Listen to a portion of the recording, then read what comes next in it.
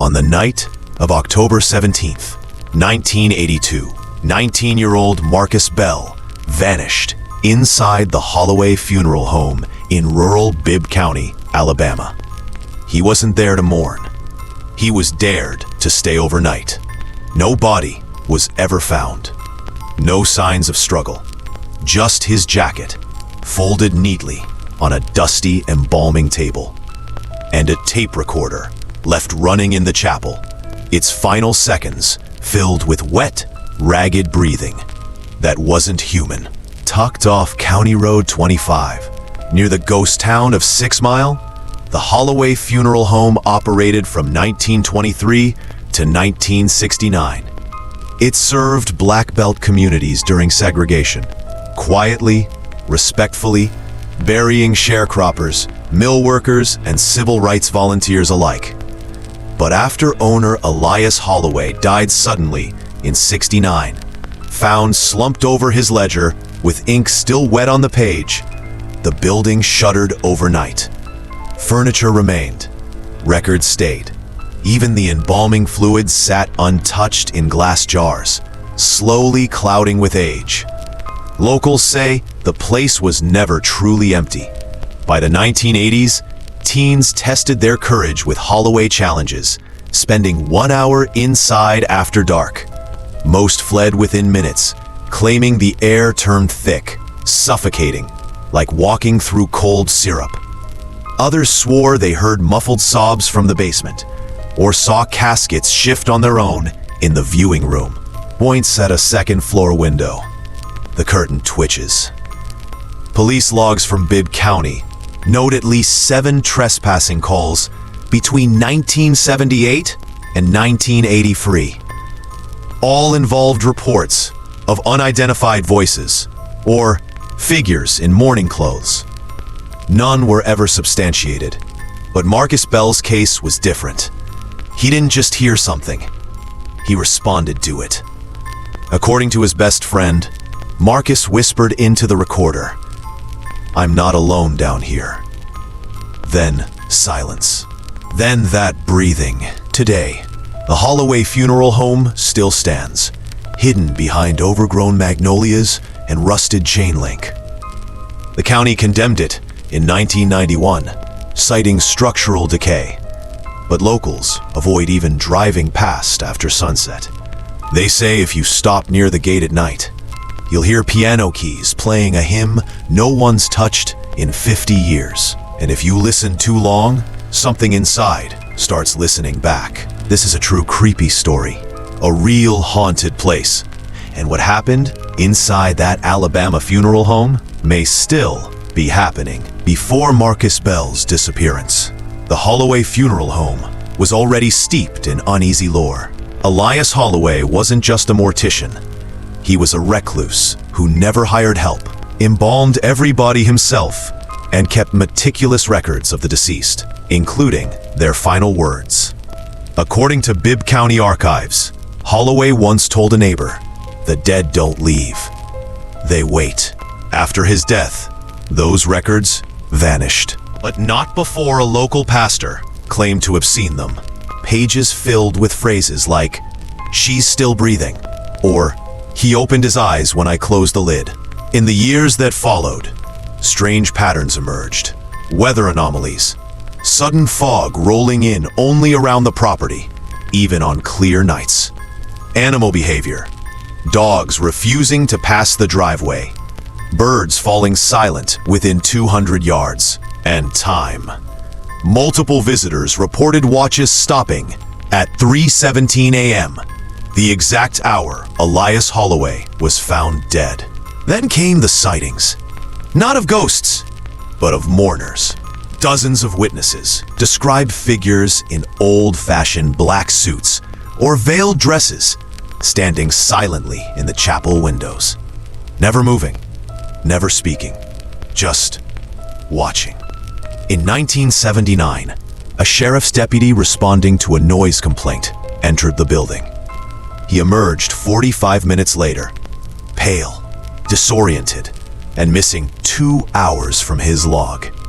His body cam, a rare early model, captured only static, except for one frame. A blurred handprint on the chapel door, too large to be human.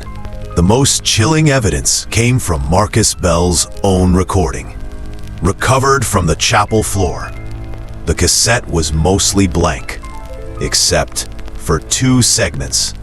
First, Marcus whispering, "Why are all the caskets open?"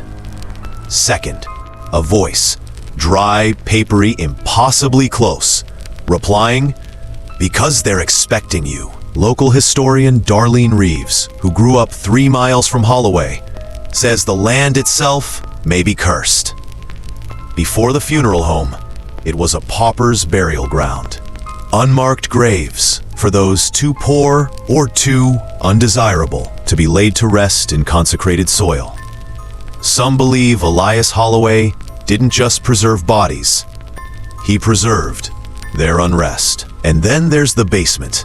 No blueprints show one, but every witness who claims to have gone inside says it exists.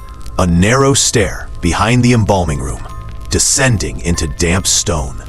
Marcus's friends swore he heard Marcus scream from below ground. Yet when police searched, they found only a solid concrete floor. The tape cuts out, but not before capturing a voice that wasn't mine. I never believed in haunted places. Not really.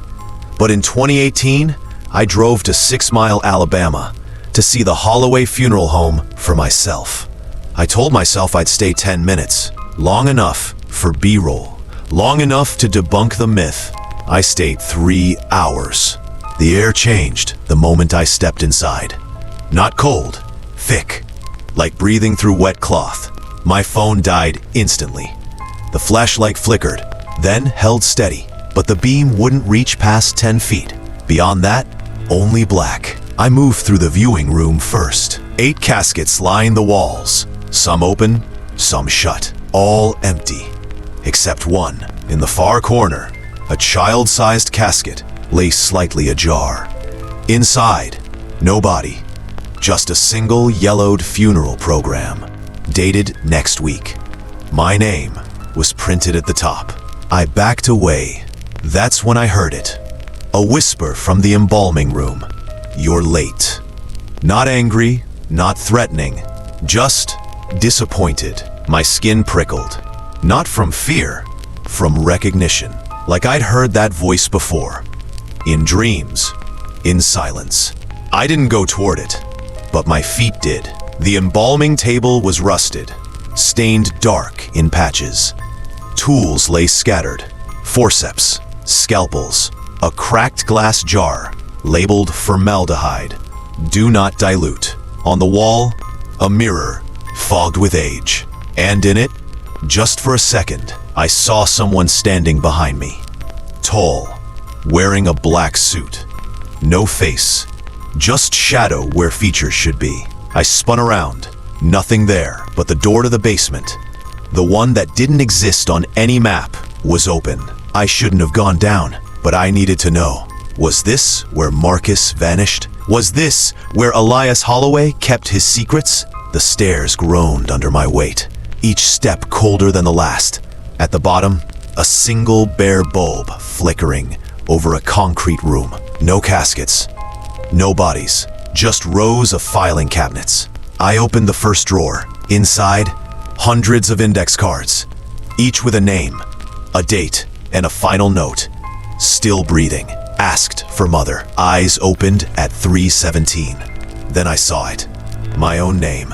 Card dated October 13th, 2025. Today, I ran. Didn't look back. Didn't stop until I was in my car. Engine roaring. Tires spitting gravel.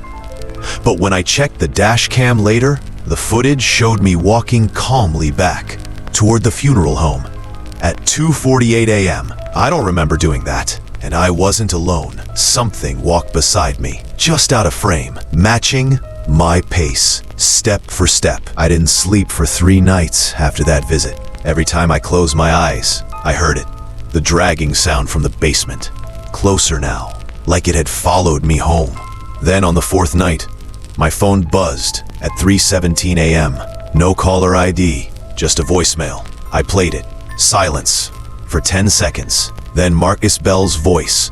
Cracked. Exhausted. Whispering. You signed the book. I hadn't told anyone about the guest book. Not online, not in my notes. No one knew. But something did. I returned to Holloway one last time. October 12th, 2025. Not to investigate, to undo it. To tear out that page. Burn the guest book. Erase my name. The front door swung open before I touched it. Inside, the air was still. Too still. No dust moved. No insects buzzed. Even the rot seemed frozen in time. I found the guest book right where I left it. But the page with my name was gone. In its place, a new entry. Reserved. Then the piano started. Not from the chapel. From the basement. A slow, warped rendition of Amazing Grace. Notes, stretched and broken. Like fingers dragging across keys too large for human hands. I should have run. But my legs carried me toward the stairs again. Down into the dark. This time the filing cabinets were open. All of them. Cards spilled across the floor like fallen leaves. And in the center of the room, a casket. Not child-sized. Adult. Polished black. My name, engraved on the plaque. I didn't open it. It opened itself. Inside, not a body. Not emptiness. Just a mirror. And in it, I saw myself. But older, pale, eyes wide with terror I hadn't felt yet. Behind my reflection, figures gathered, dozens of them. Men in suits, women in veils, children in Sunday dresses, all watching, waiting. One reached out and touched my shoulder. I spun around, nothing there. But when I looked back at the casket, my reflection was gone.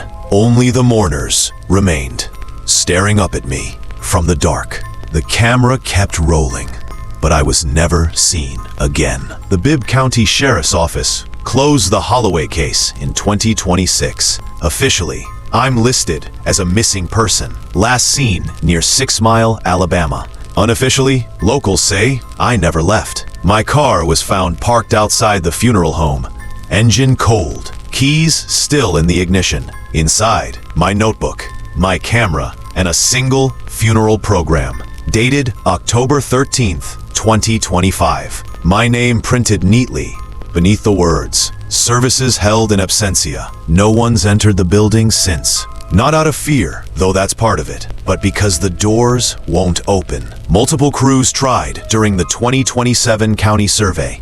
Axes bounced off the wood like it was steel.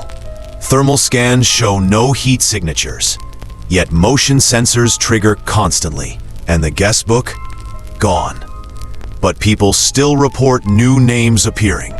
On bathroom mirrors, on fogged windows, even carved into the bark of nearby oaks. Always with tomorrow's date. The true creepy story of the Holloway Funeral Home isn't about ghosts. It's about invitation. About how some places don't haunt you. They claim you. Elias Holloway didn't just prepare the dead for burial. He kept them close. And now, it seems, so does the house itself. Today, the land is technically owned by the state, but no demolition permits are issued. No developers bid. Even utility crews reroute power lines to avoid the property. Because everyone knows, if you stop near the gate after dark and you hear that piano, don't answer. Don't sign. Don't look back. Because the Holloway Funeral Home isn't abandoned. It's occupied, and it's always looking for the next name in the book. This is a real haunted place. A disturbing urban legend rooted in unexplained mystery. And somewhere in that Alabama silence, a page is turning. The truth is far darker than this story. Subscribe and uncover the rest.